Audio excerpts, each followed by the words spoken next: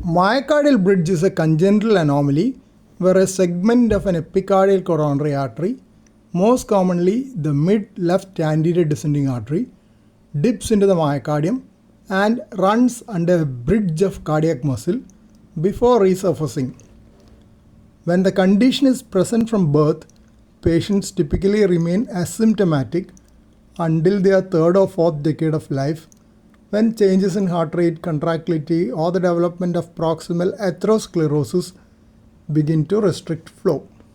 Pathophysiology and hemodynamics. The clinical significance of a myocardial bridge comes down to abnormal hemodynamics rather than just the structural anomaly. Systolic compression and diastolic delay. The overlying muscle band compresses the artery during systole, the angiographic milking effect. Because 80 to 85% of coronary blood flow occurs during diastole, this systolic compression was historically thought to be benign. However, the tunneled segment experiences a delayed reopening during early diastole, which impairs coronary reserve. The tachycardia effect. As heart rate increases, example during exertion, the diastolic filling time shortens. This exacerbates the ischemia caused by the delayed early diastolic reopening of the vessel. Proximal atherosclerosis. The systolic compression creates altered shear stress and flow disturbances in the vessel segment immediately proximal to the bridge. This makes the proximal segment highly susceptible to endothelial dysfunction and accelerated atherosclerosis. Interestingly, the tunnel segment itself is usually spared from plaque formation. Management strategy.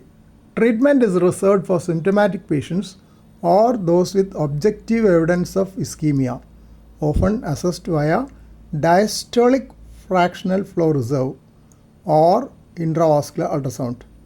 Asymptomatic incidental findings require no intervention. Medical therapy is first line. The goal of medical management is to decrease the heart rate and reduce contractility, thereby extending diastolic perfusion time and reducing the force of the systolic compression. Beta blockers, the cornerstone of therapy. Their negative chronotropic and inotropic effects directly counteract the primary mechanisms of ischemia in myocardial bridging. Non-dihydropyridine calcium channel blockers. Agents like diltiazem or verapamil are used if beta blockers are contraindicated or poorly tolerated, as they provide similar heart rate control. Avoid nitrates. Nitroglycerin is generally contraindicated for isolated myocardial bridging.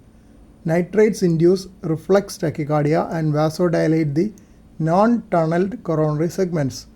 This effectively worsens the pressure gradient across the bridge and exacerbates the systolic compression. Surgical intervention. Surgical options are considered for patients with refractory symptoms despite maximal medical therapy and clear evidence of ischemia. Surgical unroofing, myotomy, the definitive treatment. The surgeon dissects and divides the overlying myocardial muscle band, relieving the compression.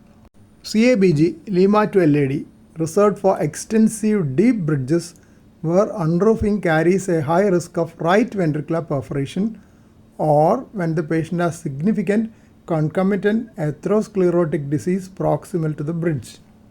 Stenting a myocardial bridge is generally discouraged.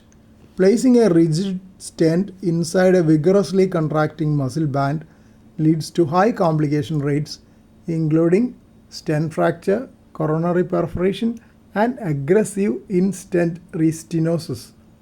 It is typically only considered in highly selected cases where surgery is not an option.